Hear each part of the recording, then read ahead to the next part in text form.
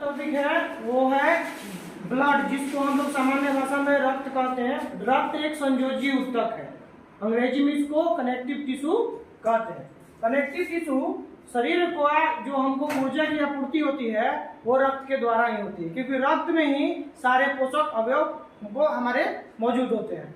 और रक्त के अंदर ही वसा, प्रोटीन, कार्बोहाइड्रेट, ये सारे मिनरल्स ठीक है बोन मैरो में बनते हैं और इस तरह से हमारे रक्त का निर्माण होता है और हमको ऊर्जा की आपूर्ति होती है और हम सारे अपना दिनचर्या का काम कर पाते हैं। रक्त जो है वो तो बता दिया हम कि संयोजी ऊतक है और रक्त मुख्य रूप से दो हिस्सों में बटा होता है। एक हिस्सा होता है सॉलिड भाग। सॉलिड भाग जो है, अब देखिए बहुत 10वां क्लास के लड़के अलग अलग करते हैं, या जूनियर के बच्चे कहते हैं यही रक्त का हिस्सा। नहीं, रक्त का मात्र दो ही मतलब हिस्सा में बटा है। एक होता है सॉलिड भाग जो कि होता है श्वेत रक्त कणिकाओं में WBC में, लाल रक्त कणिकाओं में RBC में, और प्लेटलेट्स ठीक है ना, जिसको हिंदी में कहते हैं पट्टिकाणु, इसमें बना होता है। जिसे हम आराम से इसको इस नहर हम खुद अपने से समझाने के लिए बनाए हैं, उसे समझ सकते हैं। जो बड़ा पत्थर है नहर में होता है वो होता है क्या, WBC होता है ठीक है। जो छोटा पत्थर होता है वो RBC होता है।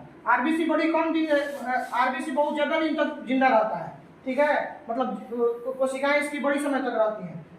ये जो कण है वो बहुत दिनों तक हमारे रक्त में पाए जाते हैं। 80 से 120 दिन इनका समय होता है और WBC मात्र 1 से 2 दिन तक होता है। ये रोग से लड़ने वाले श्वेत रक्त कणिकाएं होती हैं ठीक है। और नंबर 3 जो है वो है प्लेटलेट्स। कैसे नहर क्या होता है, ये पट्टी कैसे नहर के पानी को बाहर नहीं जाने देता, वैसे ही पट्टिकाणु जो है वो खून को थक्का बनाने का काम करता है और शरीर से बाहर निकलने से रोकने का काम करता है। थ्रोम्बियन ये सब जो है इससे ये मतलब विटामिन के ये सब कारण है खून को बहने से रोकने के लिए और थक्का बनाने के लिए ठीक है। चलिए अब इसमें जो लिक्विड हिस्सा होता है वही हमारे नसों में पाया जाता है, जिसको हम लोग कहते हैं प्लाज्मा।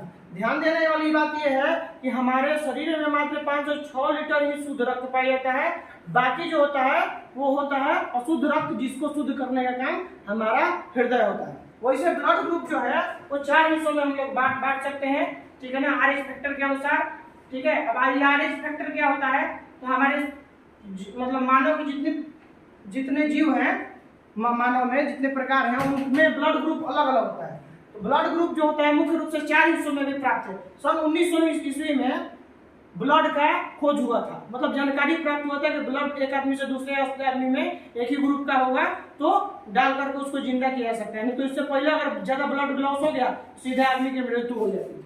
एक ब्लड होता है ग्रुप होता है A, एक होता है B, एक होता है AB और एक होता है O। O नेगेटिव जो होता है वो यूनिवर्सल सबको दे सकता है